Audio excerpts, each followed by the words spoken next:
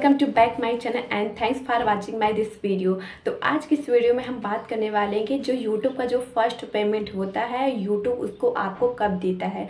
तो जैसा कि सभी को पता है कि जो पैसा होता है वो सभी को चाहिए होता है, चाहे वो छोटा व्यक्ति हो, बड़ा व्यक्ति हो, अमीर हो या गरीब हो, सभी को पैसा ही चाहिए। तो पैसे कमाने के लिए बहुत सारे लोग होते हैं कि बाहर जाते हैं या कहीं जॉब वगैरह करते हैं, और जिनके पास टैलेंट वगैरह होता है तो अलग अलग प्लेटफॉर्म में अपना जो प्रदर्शन करते हैं, टैलेंट दिखाते हैं, तो उसका वो अर्निंग करते हैं, अच्छी खासी अर्निंग भी करते हैं।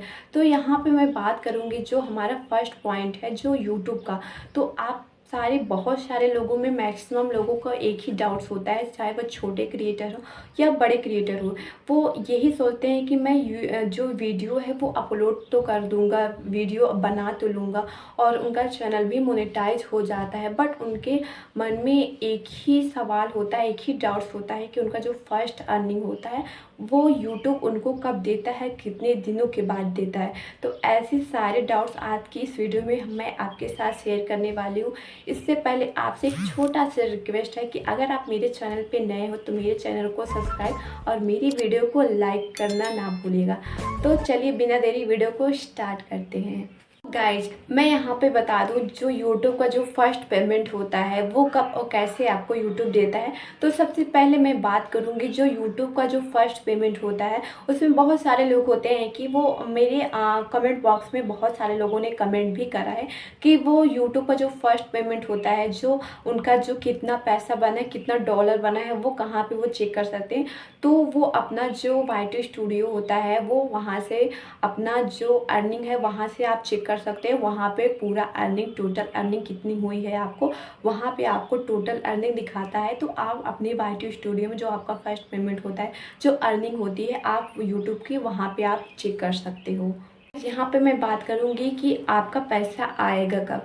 तो सबसे पहले आपको एडसेंस, जो गूगल एडसेंस होता है, उसको आपको अपडेट करना पड़ेगा।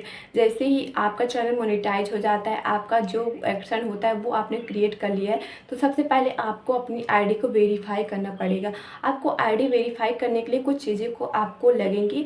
जो पहली बात है वो यहाँ पे मैं बता दूँ कि आपको अगर आपके पास ड्राइंग लाइसेंस है तो वो भी आप यहाँ पे जो है लगा सकते हो। अगर आपके पास ड्राइंग लाइसेंस नहीं है तो यहाँ पे आप जो वोटर आईडी कार्ड है वो भी आप यहाँ यूज कर सकते हो। कोई प्रॉब्लम नहीं होगी, आपका पैसा कहीं भी नहीं रुकेगा, आसानी से आपके बैंक में आ जाएगा।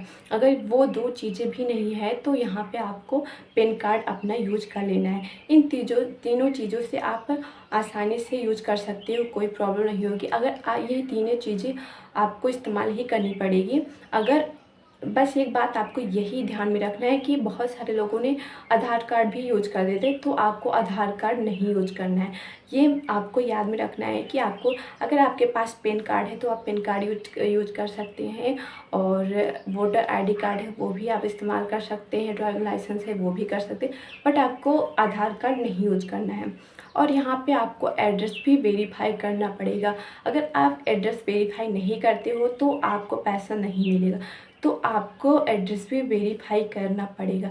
तो जैसे ही आप एड्रेस वेरीफाई करते हो तो आपका जो एड्रेस आपने फिल किया है, जहाँ का एड्रेस आपने डाला है, वहाँ पे आपको एक लिफाफा भेजा जाता है यूट्यूब की तरफ। तो वहाँ पे 4 अंक का कोड होता है। जैसे 4 अंक का कोड आता है तो जैसे ही आप 4 अंक का सबमिट करते हो तो आपका एड्रेस भी वेरीफाई कर लिया जाता है।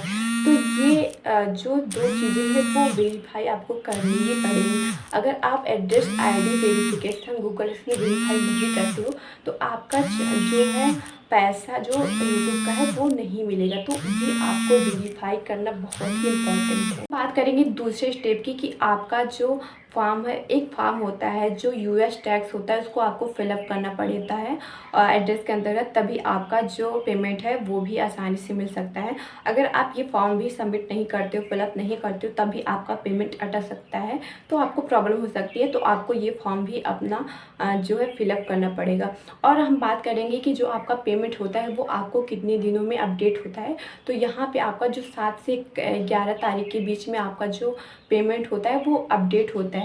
अब हम बात करेंगे कितने दिन में आपका पेमेंट आता है। तो जैसे ही 7 से 11 तारीख में आपका अपडेट होता है, जैसे कि आपका ये जनवरी से आपने अपना स्टार्ट किया है, आपका अर्निंग होनी शुरू हो गई है 7 से 11। तो जनवरी के बाद आता है फरवरी, तो फरवरी 7 से फरवरी और फिर 11 तारीख को जो फरवरी के बाद जो अगला मंथ आता है वहाँ पे आपका अपडेट हो जाएगा।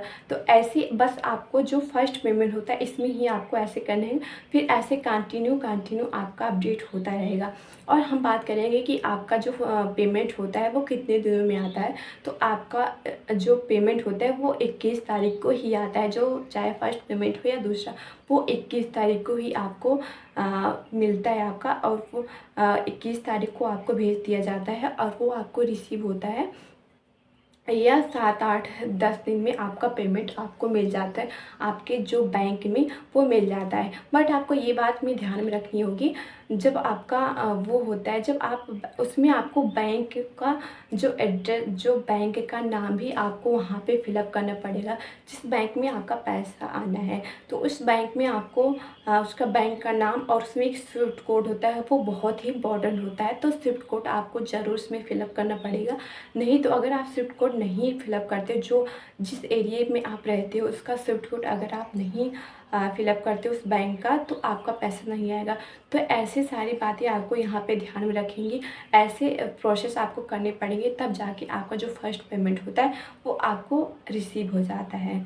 तो जस्ट आई होप यह वीडियो आपको अच्छी लगी होगी। तो मेरी वीडियो को लाइक और मेरे चैनल को सब्सक्राइब करना ना भूलेगा।